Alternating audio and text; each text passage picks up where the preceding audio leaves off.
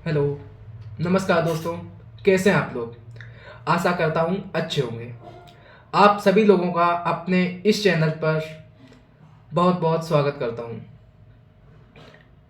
बहुत दिनों से मैं सोच रहा था कि मैं एक ऐसा चैनल बनाऊँ जिस पर आप सभी लोगों से हर एक विषय पर संवाद कर सकूँ, आपसे बात कर सकूँ और और आपको उस विषय से संबंधित बेहतर जानकारी दे सकूं, जिससे आपकी सोचने की क्षमता विकसित हो सके और आप समझ सके उस विषय को एक अलग नज़रिए से, जिस विषय को आप बचपन से रटने की दृष्टि से समझते आए हैं, वह उस विषय को काफ़ी इंटरेस्टिंग बनाने का प्रयास मैं कर रहा हूँ। मैंने अपना पिछला वीडियो डाला था जिसमें मैंने आप लोगों से पूछा था कि मुझसे किस विषय पर या किस टॉपिक पर जानना है या किस तैयारी से संबंधित जानकारी आप लोग चाहते हैं। उससे मेरे व्हाट्सएप पे एक मित्र हैं, आर्यन तिवारी जी। उनका प्रश्न ये था कि ये जो दर्शन विषय है इसको कैसे इंटरेस्टिंग बनाया जा सकता है, या मतलब ऐसा प्रश्न कई लोगों का रहता है कि फिलॉसफी पढ़ना अच्छा तो लगता है लेकिन उसमें मज़ा नहीं आ पाता है, या फिलॉसफी या किसी भी ऐसे सब्जेक्ट को पढ़ने में रुचिकर नहीं लग पाता है। तो उन्होंने कहा कि मुझे एक ऐसे विषय पर या ऐसा तरीका बताइए जिससे मैं फिलॉसफी को पढ़ सकूं, और ये परीक्षा की दृष्टि से नहीं, बस इंटरेस्टिंग की दृष्टि से, और अपनी समझ को विकसित कर सकूं। देखो, मेरा मानना है कि विषय कोई भी हो, विषय कोई भी हो, जब तक उस विषय में इंटरेस्टिंग नहीं आएगा, उस विषय में मजा नहीं आएगा, जब तक आपको उस विषय पढ़ने का कोई औचित्य भी नहीं है, कोई मतलब ही नहीं है। चाहे संविधान हो, चाहे इतिहास हो, चाहे भूगोल हो, चाहे दर्शन हो, हर एक विषय जब अपने अंदर से इंटरेस्ट पैदा करता है, जब तुम्हें लगता है कि इस विषय में और पढ़ना चाहिए और अच्छा लग रहा है, तभी आप उस विषय को अच्छी तरीके से समझ सकते हैं। उससे चाहे अगर आपको उस विषय में इंटरेस्ट नहीं है तो आप हो सकता है ज़्यादा रटने वाले व्यक्ति रहे हों, पढ़ाकू व्यक्ति रहे हों, उस विषय को रट लें, लेकिन जब अप्लाइड करने की बात आएगी, व्यवहार में लाने की बात आएगी, तब आप हमेशा ही फेल होते रहेंगे।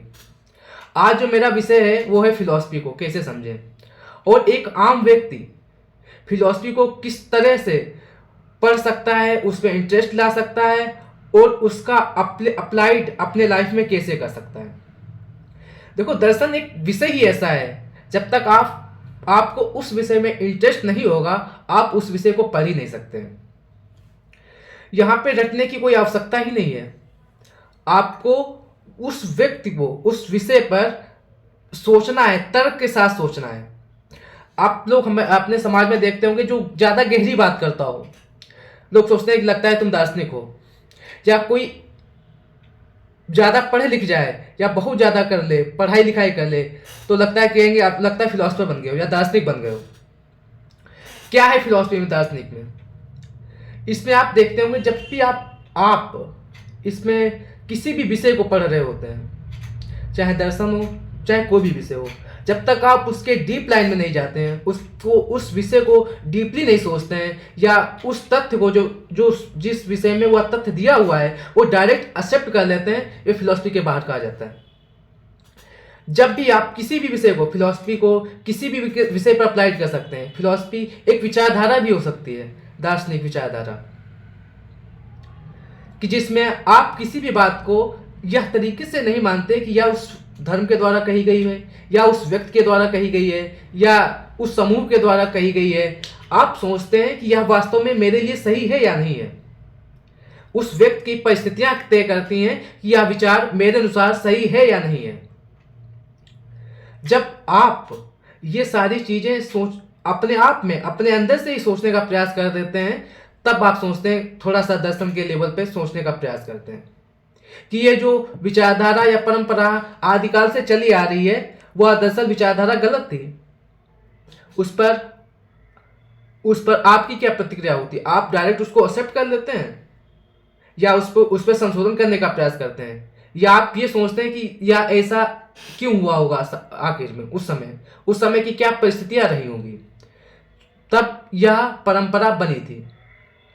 लेकिन दार्शनिक व्यक्ति क्या करता है, या जो दर्शन पढ़ रहा होता है, वो सोचता है कि ऐसा क्यों हुआ होगा, ऐसा क्यों क्यों हुआ होगा, इसके पीछे क्या लॉजिक रहा होगा।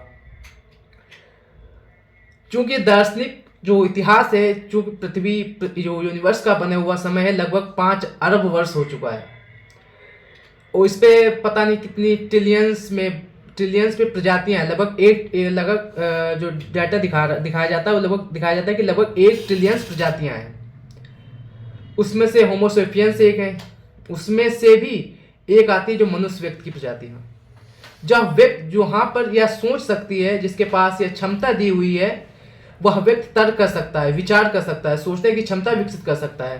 हालांकि आजकल कई एक्सपेरिमेंट हो रहे हैं जहाँ पे मंकीज पे किए गए हुए हैं, चिंपांजीज पे किए हुए हैं, जहाँ से लगता है उनके अंदर भी थोड़ी थोड़ी सी समझ है, लेकिन ह्यूमन से ज़्यादा, जो इंसान है उससे ज़्यादा नहीं हो सकती।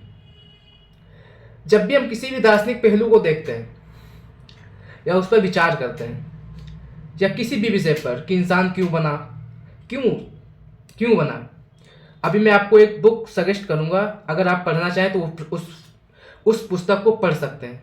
काफ़ी अच्छी बुक है, जहां आप समझ सकते हैं कि वेस्टर्न फिलॉसफी को, वहां पे कैसे फिलॉसफी का जन्म हुआ, कैसे आगे बढ़ी। अगर आप दरअसल में आप ऐसे इंटरेस्टिंग के लिए समझना चाहते हैं कि फिलॉसफी है क्या,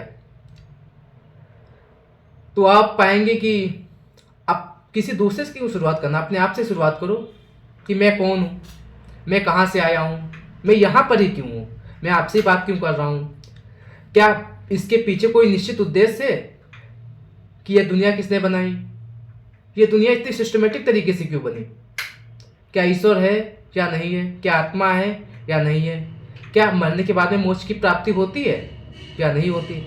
ऐसे तमाम प्रकार के सवाल जो हमेशा माइंड में घूमते रहते हैं, लेकिन तब कभी भी आपने इस विषय पर सोचने का प्रयास नहीं किया। क्या होता है, जब व्यक्ति सोचने का प्रयास करता है तब धर्म उस पर हावी हो जाता है।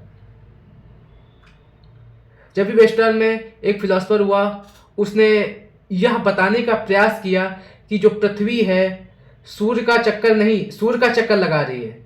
वेस्टर्न फिलॉसफी में क्या था कि सूर्य है जो पृथ्वी का चक्कर लगा रहा है, लेकिन लोगों की वहां प्रतिक्रिया बहुत खराब हुई कि आप देखो धर्म के खिलाफ बोल रहे हैं, ये रहता है। लेकिन जो फिलॉसफर होता है वह व्यक्ति साबित कर देता है, नहीं ऐसा ही हुआ है, ऐसा साइंस कहता है, ऐसा मैं सिद्ध कर सकता हूं। लेकिन वहां की जो रूढ़ियां, जो धार्मिक लोग हैं, जो कट्टर धार्मिक लोग हैं, वो इस बात को मानने के लिए तैयारी नहीं रहते हैं। कहते नहीं, आप तो धर्म के खिलाफ बोलते हैं। धर्म है आखिर क्या? धर्म ना जिज्ञासाओं को शांत कर देता है, छोटे मोटे आंसर देकर कि इस दुनिया किसने बनाई, भगवान ने बनाई, बात खत्म। आप सोच ही नहीं सकते, आप सोचते हैं भगवान ने बना दी, उसकी बात पे क्या शक करें कि भगवान ने बनाई है। ईश्वर को मानते आए हैं बचपन से। जब व्यक्ति इन सब से, ईश्वर से परे होकर सोचने लगता है कि ये दरअसल ये दुनिया बनाई किसने, इसके पीछे क्या लॉजिक रहा हो सकता है ईश्वर ने बनाई हो सकता है अपने आप बन गई हो। अब जब ज्योग्राफी में पढ़ेंगे बिग बैंग थ्योरी, उसमें कहा गया कि इस दुनिया यूनिवर्स का जन्म है जो एक बूंदी से हुआ है, एक बूंदी से हुआ है। तो लगता है हाँ ठीक है, वो भी सही है। लेकिन जब धर्म को पढ़ते हैं तो लगता है नहीं, भगवान ने बनाई है, हो भी सकता है ईश्वर ने बनाई होगी। पता नहीं कितने प्रकार के सवाल हैं, ईश्वर है, ईश्वर नहीं है, ईश्वर कैसा है, ईश्वर ने हमको बनाया या हमने ईश्वर को बनाया। ये तमाम प्रकार के सवाल दर्शन की दुनिया में हमेशा ही खड़े रहते हैं। इनका आज तक जवाब देना संभव ही नहीं हो पाया है, मुश्किल भी नहीं है। जब भी आप किसी भी तर्क को सामने रखने का प्रयास रखते हैं, उसके विपक्ष में कई तर्क आ जाते हैं उस तर्क को खारिज करने के लिए। और जब इधर से कोई तर्क आता है तो उधर से भी, उससे भी जबरदस्त तर्क आते हैं पहले वाले तर्क को खारिज करने के लिए। एक इसको इस बात से समझते हैं, इस उदाहरण से समझते हैं। जो कई ईश्वर मानते हैं कि ईश्वर सर्वशक्तिमान है, मानते हैं, आप लोग भी मानते होंगे, जहां तक सभी लोग। ईश्वर सर्वज्ञाता है, ईश्वर सब कुछ जानता भी है, क्या होने वाला है आगे, भविष्य भी जानता है। लेकिन हमारे समाज में तमाम प्रकार की घटनाएं होती रहती हैं, चाहे रेपिस्ट हो, चाहे दुष्कर्म के प्रयास हो। जब जैसे कि दिल्ली वाला मामला हो गया, निर्भया कांड वाला। जब वो लड़की बस में चढ़ती है तो ईश्वर को तो मालूम होगा ना कि आगे क्या होने वाला है। ईश्वर सर्वज्ञाता है ना, ईश्वर जानता है सब कुछ आगे क्या होने वाला है। फिर भी ईश्वर ने नहीं रोका उस लड़की को चढ़ने के लिए, उसके माइंड पे कंट्रोल करने के लिए। अगर ईश्वर सर्वशक्तिमान है तो उस लड़कों को काहे नहीं फेंक दिया बाहर उठा के।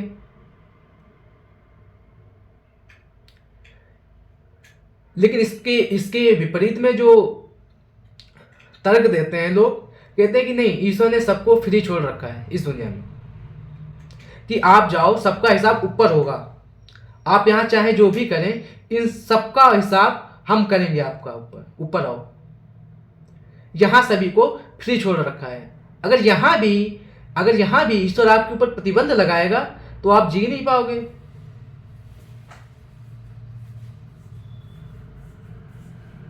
हाँ, ये बात तो लगता है बिल्कुल सही है। जब मेरे ऊपर प्रतिबंध लगा देगा तो जीवन जीने का फायदा ही क्या है।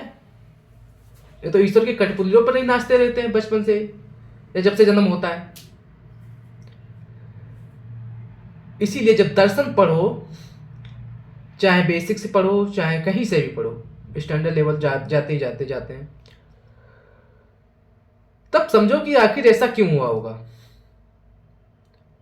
दार्शनिक लोग ज्यादातर देखे होंगे कि बाल बड़े कर लेंगे, दाढ़ी बड़ी कर लेंगे, नो, उनको संसार से कट जाते हैं एकदम। उन्हें मालूम है कि इस दुनिया में आखिर में है कुछ नहीं। उनको वो उस ज्ञान को समझ जाते हैं, इस दुनिया की सच्चाई को समझ जाते हैं। चाहे महावीर स्वामी हो, चाहे बौद्ध हो, या कोई भी हो, उनको जो ज्ञान मिला, क्या उस ज्ञान को समझ सकते हैं वो दरअसल ज्ञान था क्या? वो ज्ञान कौन सा था जो उनको मिल गया, जिसके बाद उनको इस दुनिया के ज्ञान की आवश्यकता ही नहीं रहेगी कोई भी। वह कुछ तो ऐसा रहा होगा जो उनके सारे सवालों का जवाब दे सकता होगा।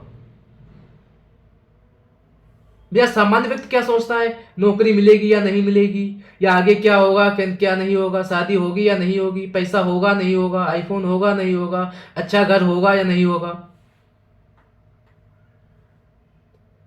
इन सब की क्या आवश्यकता रह जाती है। एक व्यक्ति को जीवन में क्या चाहिए होता है? उस व्यक्ति में लोभ बढ़ते ही जाता है, कपट बढ़ते ही जाता है, झूठ बोलते ही जाता है। क्या मतलब रह जाता है, क्या औचित्य रह जाता है उन सबका?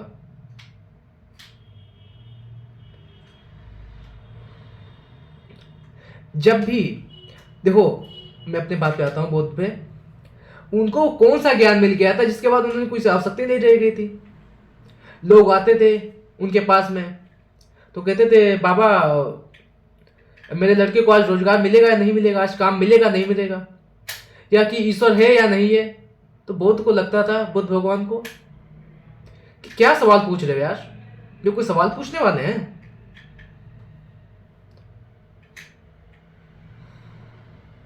तर्क लगा के सोचो तो इस दुनिया को क्या है। समझ तभी पाओगे दुनिया को जब अपने आप को एकांत में रख पाओगे।